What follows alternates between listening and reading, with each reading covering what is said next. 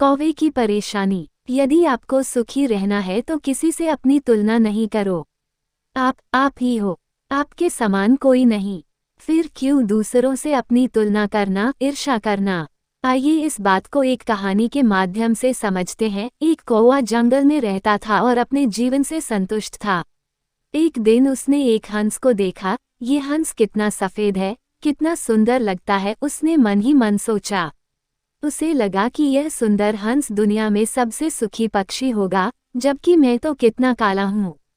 ये सब सोचकर वह काफी परेशान हो गया और उससे रहा नहीं गया। उसने अपने मनोभाव हंस को बताए। हंस ने कहा, वास्तविकता ऐसी है कि पहले मैं खुद को आसपास के सभी पक्षियों में सुखी समझता था, लेकिन जब मैंने तोते को देखा तो पाया कि उसके दो रंग हैं तथा वह बहुत ही मीठा बोलता है। तब से मुझे लगा कि सभी पक्षियों में तोता ही सुंदर तथा सुखी है। अब कौवा तोते के पास गया। तोते ने कहा, मैं सुखी जिंदगी जी रहा था, लेकिन जब मैंने मोर को देखा तब मुझे लगा कि मुझमें तो दो रंग ही, परंतु मोर तो विविध रंगी है। मुझे तो वही सुखी लगता है।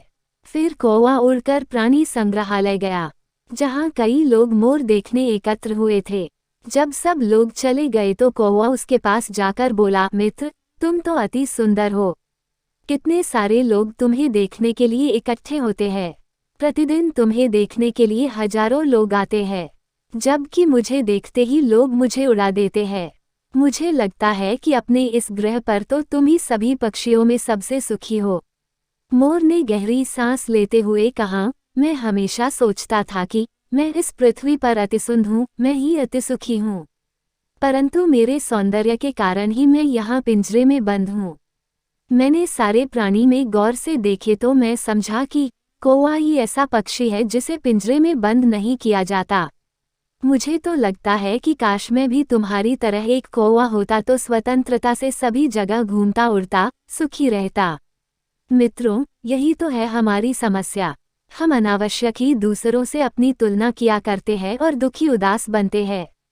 हम कभी हमें जो मिला होता है उसकी कद्र नहीं करते, इसी के कारण द्वैत के विषचक्र में फंसे रहते हैं। प्रत्येक दिन को भगवान की भेंट समझकर आनंद से जीना चाहिए।